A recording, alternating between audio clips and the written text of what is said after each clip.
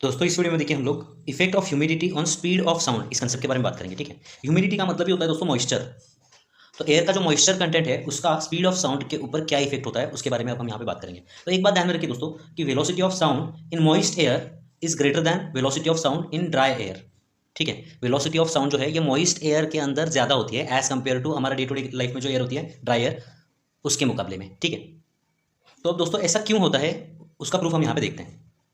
तो velocity of sound का formula हमें पता है दोस्तों। वेलोसिटी ऑफ साउंड का फॉर्मूला है, देखिए यहाँ पे गैमा पी डिवाइडेड बाय रो हमें पता ही है। ठीक है, तो यहाँ से दोस्तों ये जो velocity of sound in moist air इसका फॉर्मूला क्या बनेगा। Velocity of sound in moist air के लिए फॉर्मूला क्या बनेगा, it is equal to square root of gamma P divided by क्या होगा यहाँ पे rho M density of moist air. और velocity of sound in dry air के लिए क्या फॉर्मूला बनेगा, square root of gamma P divided by क्या बनेगा यहाँ पर rho D density of dry air बनेगा। ठीक है, अब एक बात हमेशा ध्यान में रखिए दोस्तों कि डेंसिटी ऑफ ड्राई एयर ये हमेशा मॉइस्ट एयर से ज़्यादा होता है। Density of dry air is always greater than density of moist air. ठीक है, तो अगर इन दोनों के बीच हमें रिलेशन पता करना है तो ये जो इक्वेशन नंबर 1 है इसको हम इक्वेशन नंबर 2 से डिवाइड करते हैं। ठीक है, तो इक्वेशन नंबर देखिए यहाँ पे 1 में लेफ्ट साइड पे वी एम डिवाइडेड बाई यहाँ पे आपको मिलेगा V D is equal to right hand side में इस चीज़ को इससे आप डिवाइड करोगे। ठीक है, तो इसके इनवर्स से आप मल्टीप्लाई कर सकते हो। तो इसको देखिए यहाँ पर gamma P divided by rho M इसको इससे डिवाइड करना है तो हम क्या करेंगे इसके इनवर्स से मल्टीप्लाई करेंगे। डिवाइड करते हैं मतलब क्या करते हैं हम उसके इनवर्स से मल्टीप्लाई करते हैं। ठीक है, तो इसके इनवर्स से मल्टीप्लाई करना मतलब क्या होगा यहाँ पे देखिए rho D divided by gamma P. अब ये गैमा पी से गैमा पी कट जाएगा। ओके, और आपको यहाँ पे राइट हैंड साइड पे क्या मिलेगा देखिए square root of rho D divided by rho M. Okay, और ये किसका इक्वेशन मिला आपको देखिए यहाँ पर V M divided by V D.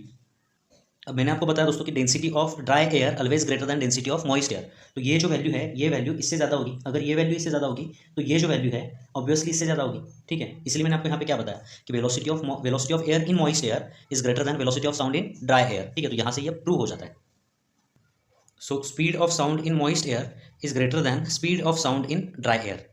Moist air के अंदर जो स्पीड ऑफ साउंड है वो ज़्यादा होगा as compare to dry air. ठीक है, तो इस कंसेप्ट के ऊपर एक एग्जाम्पल हम लोग यहाँ पे सॉल्व करते हैं। तो दोस्तों देखिए पेज नंबर 158 के ऊपर एग्जांपल नंबर 9 हम यहाँ पे सॉल्व करेंगे। ठीक है, तो सबसे पहले रीड करिए एग्जांपल क्या लिखे। If the velocity of sound in air at a given place on 2 different days of a given week are in the ratio of 1:1.1। इसका मतलब क्या है कि 2 दिन, ठीक है, एक ही प्लेस का यहाँ पे वेलोसिटी ऑफ साउंड का रीडिंग लिया गया और इस दिन जो वेलोसिटी ऑफ साउंड है और इस दिन जो वेलोसिटी ऑफ साउंड है इन दोनों का जो रेशो है वो है 1 डिवाइडेड बाई 1.1, 1:1.1। ठीक है, आगे बढ़िए। Assuming the temperature on the 2 days to be same, मतलब ये 2 दिन में टेम्परेचर कोई चेंज नहीं हो रहा है। टेम्परेचर क्या है यहाँ पे सेम है, मतलब ये जो वेलोसिटी में चेंजेस आ रहे हैं यहाँ पे ये टेम्परेचर की वजह से नहीं आ रहे, ये कंफर्म है। ठीक है, आगे बढ़िए। What quantitative conclusion can you draw about the condition on the 2 days. तो अगर टेम्परेचर की वजह से ये वेलोसिटी में चेंज नहीं आ रहा है तो आप क्या कंक्लूजन निकालोगे।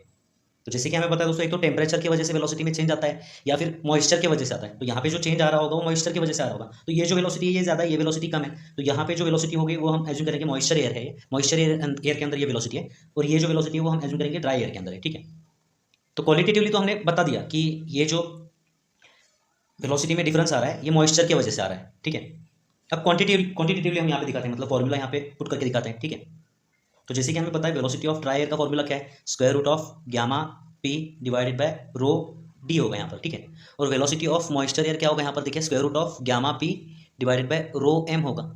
ओके, तो वी डी को वी एम से डिवाइड करने पर देखिए लेफ्ट हैंड साइड पे आपको क्या मिलेगा, V D divided by V M से आपको डिवाइड पर करने पर यहाँ पर आपको राइट हैंड साइड पे क्या मिलेगा, square root of gamma P divided by rho D, gamma P divided by rho D. Okay, और इसको आपको क्या करना है, इससे डिवाइड करना है। तो इससे डिवाइड करना है तो इसके इनवर्स से हम मल्टीप्लाई कर सकते हैं। ठीक है, तो इसके इनवर्स से मल्टीप्लाई करना है मतलब क्या होगा यहाँ पे rho M divided by gamma P, और ये गैमा पी से गैमा पी कट हो जाएगा।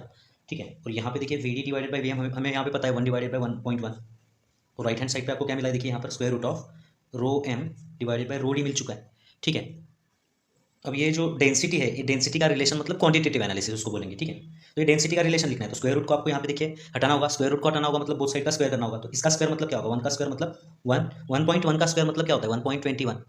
ओके, तो इसका स्क्वायर किया हमने, इसका स्क्वायर किया, राइट हैंड साइड पे हमें इसका स्क्वायर करना होगा। ठीक है, इसका स्क्वायर करने पर ये स्क्वायर रूट हट जाएगा तो यहाँ पे आपको देखिए rho M divided by rho D मिलेगा।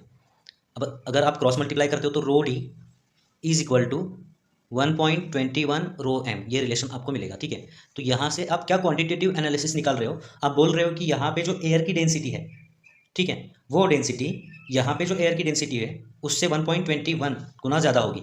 ठीक है, ओके, तो यहाँ पे दोस्तों ये जो कंसेप्ट है इफेक्ट ऑफ मॉइस्चर या फिर effect of humidity on velocity of sound, ये कंसेप्ट खत्म होता है।